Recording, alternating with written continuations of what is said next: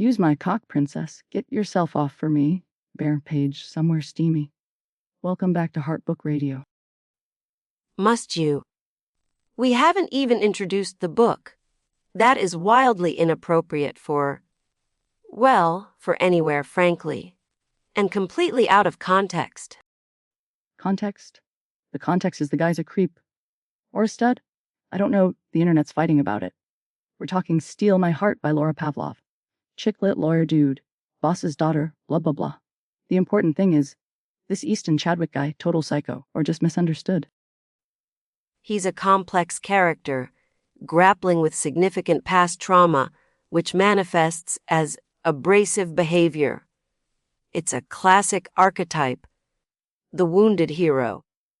And she's not just the boss's daughter. She's an intelligent, driven Harvard law graduate trying to prove herself. Harvard schmarvard. She's banging her mentor whose paycheck daddy signs, and this wounded hero, one listener, reviewer, said he left her at the hospital. Wounded sounds more like a gaping head wound. And don't forget the pickleball. The pickleball is clearly a metaphor for their competitive dynamic and, are you even listening? You're making that face again. The one you made when you tried to convince me the sentient slime, mold in Galaxy, Gladiators 7, was a sympathetic protagonist. Hey, Grognak the Oozing had more emotional depth than was Chadwick stiff. At least Grognak didn't hide behind trauma. Every time he acted like a world-class jerk. This Eastoned at the emotional range of a dial tone. 1 minute he's all, I'd burn this fucking place down if something happened to you. The next he's probably critiquing her legal briefs with ketchup stains on his tie. That burn the place down line, while Hyperbolica speaks to a protective instinct, however poorly expressed. Readers find that intensity appealing. And Henley, the heroine, isn't a doormat. She challenges him. She's the sunshine to his perpetual storm cloud. Sunshine. She lets him walk all over her. My neighbor Barry's wife, Cheryl, she wouldn't stand for that kind of hot and cold nonsense. Gary leaves the toilet seat up once. She hides his remote for a week.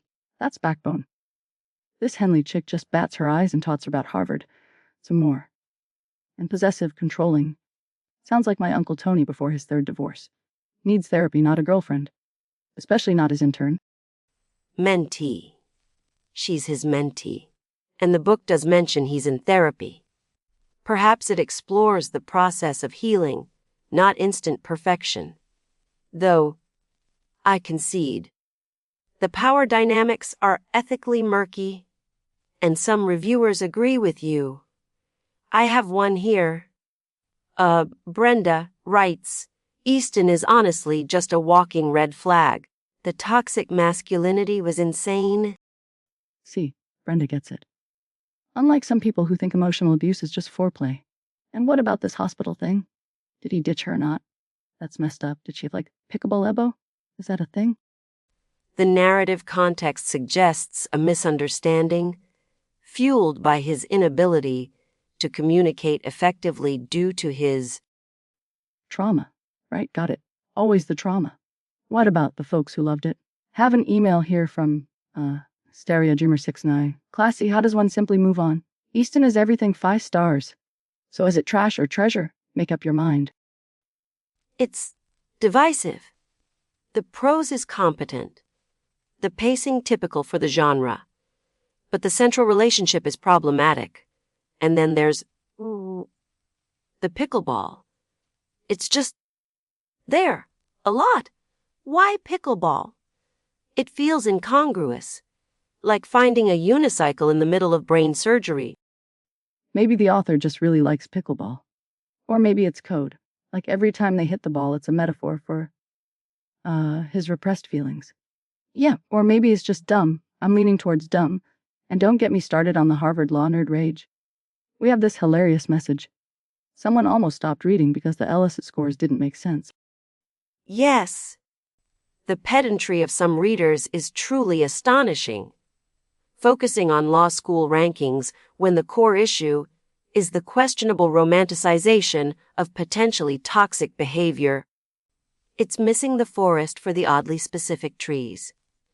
But is the book good?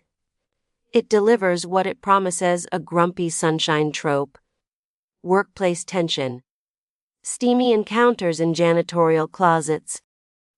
Allegedly, don't forget the janitor closet spice. Ooh, probably smelled like bleach and desperation, so if Easton Chadwick were a sandwich, what kind would he be? What? That's absurd. He's a fictional character, not lunch. Come on, play along, I say. Expired tuna on rye. Looks okay from a distance, but up close, danger zone. And definitely gives you indigestion.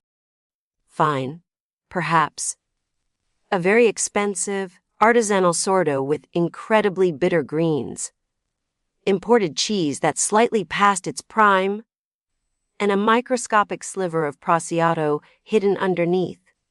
Looks impressive, costs too much, and leaves you vaguely unsatisfied and questioning your choices. So you get it.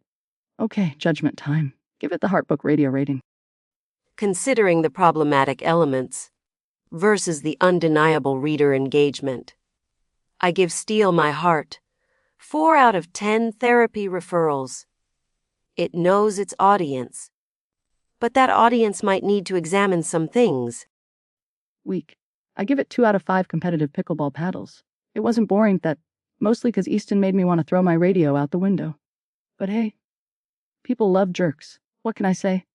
Don't read it if you value your sanity. Or do read it if you want to yell a lot ever. Constructive as always. That's me. All right, folks. That's all the time we have. Next week, we're tackling a real literary heavyweight. My roommate is a sentient pile of laundry and he owes me rent. Sounds deep. Oh, for heaven's sake. Until then, keep those pages turning and those opinions loud. This has been Heartbook Radio.